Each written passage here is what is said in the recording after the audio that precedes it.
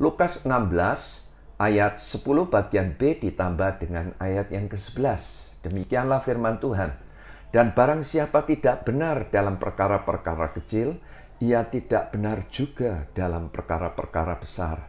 Jadi, jikalau kamu tidak setia dalam hal mamon yang tidak jujur, siapakah yang akan mempercayakan kepadamu harta yang sesungguhnya?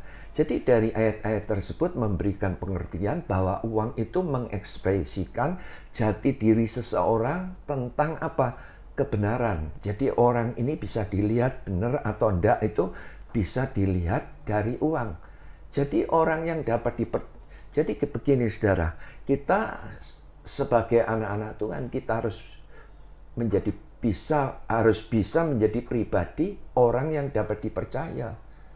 Gitu. Jadi jadilah orang yang dapat dipercaya. Sebab apa?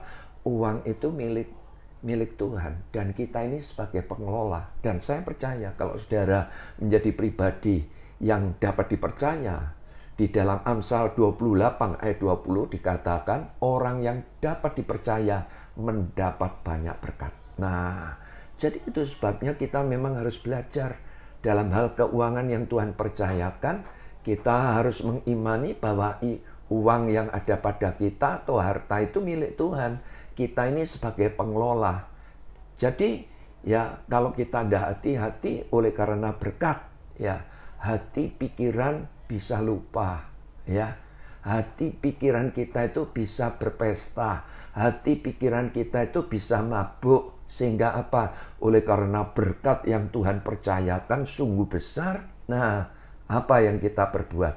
Apa saja kita beli, ya.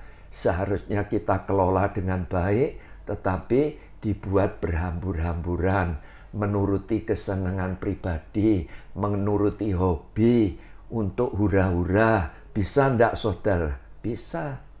Jadi Tuhan mau memang sikap hati pikiran kita itu akan uang itu harus dewasa, harus bijak di dalam rencana kehendak Tuhan di dalam hidup ini, terutama dalam hal pengelolaan. Ini penting sekali saudara. Jadi itu sebabnya belajar apa-apa itu minta izin Tuhan. Sekalipun kita sudah diberkati, kita jangan sampai lancang. Kita harus minta izin kepada pemiliknya, yaitu siapa? Tuhan yang sudah memberkati, ya. Kita ini dipercaya sebagai pengelola, belajar kita itu hidup sederhana, belajar kita itu hidup berhemat, jangan boros-boros, akan membeli sesuatu tanya Tuhan. Mungkin ada orang datang kepada kita akan pinjam uang, itu pun juga kita harus minta izin Tuhan. Jadi jangan sampai orang atau sahabat datang kepada saudara yang sudah diberkati, pinjam, kita cuma memberi, setelah dia berjanji dan kemudian tidak dibayar, kita kecewa, kita pahit, kita marah. Saya mau katakan jangan. Ya, jangan.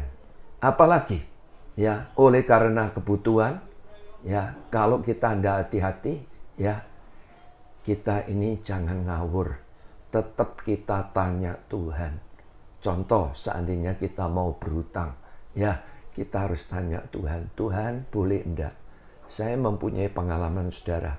Dulu pada waktu saya akan membangun tempat tinggal atau rumah, saya tidak mempunyai uang cukup sehingga melalui sertifikat yang ada saya minta izin kepada Tuhan. Tuhan, aku ingin membangun tempat tinggal untuk rumah.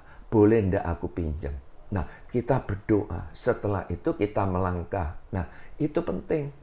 Jadi kita memang jangan ngawur, ya. Terutama ya dalam hal kebutuhan. Ya, kita harus tanya Tuhan. Terutama kita harus hati-hati, saudara. Hari-hari ini dengan apa? Ya, kartu kredit, bank plecet. Hati-hati itu, saudara. Ya, hati-hati. Hati-hati. Apalagi pinjaman online. Jadi jangan dibiasakan kita itu ngutang. Itu penting, saudara. Jadi sekali lagi saya mau katakan, uang adalah alat uji untuk melihat kebenaran yang ada di dalam pribadi kita. Jadi kalau kita benar terhadap Tuhan, kita pasti mudah untuk apa? Menolong orang lain. Jika kita itu benar terhadap Tuhan di dalam pengelolaan keuangan, kita pasti mudah untuk memberi, apalagi untuk pekerjaan Tuhan. Ya, pasti kita tidak ada hitung-hitungan. Sebab apa? Alkitab katakan, di mana hartamu berada, di situ hatimu berada. Nah, itu firman Tuhan. Jadi kalau kita bilang cinta kepada Tuhan, tapi kita sulit untuk peduli bagi pekerjaan Tuhan dalam hal uang, saya rasa itu kurang pas. Contoh, ketika seorang pasangan muda-mudi lagi kasmaran, jatuh cinta, pasti kalau dia itu cinta, calon pasangannya ini minta apapun pasti dibelikan, betul enggak? Nah, jadi kalau kita tidak benar, sebaliknya, kalau kita tidak benar terhadap Tuhan, kita pasti kikir, kita pasti berat untuk memberi. Ya, jadi itu sebabnya uang sekali lagi mengekspresikan jati diri seseorang tentang kebenaran. Tuhan Yesus memberkati.